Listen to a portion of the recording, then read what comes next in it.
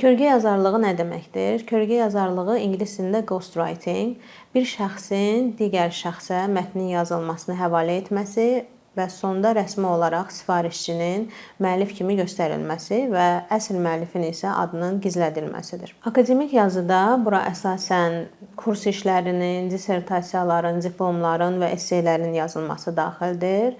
Və siz sosial mediada baxsaz, konkret səhifələr görə bilərsiniz ki, bu növ xidmətləri təklif edirlər ödəniş qarşılığında və hətta tələbələrə müəyyən keçid balı söz verənlər də var, hansı ki, çox gülünc və əslində acınacaqlı bir haldır. Doğrudur, kölgə yazarlığı təkcə Azərbaycanda yox, bütün dünyada geniş yayılmış bir bazardır və bu indi yaranan bir fenomen deyil. Azərbaycanda heç kimə sir deyil ki, Sovet dövründə də kölgə yazarlığı mövcud olmuşdur.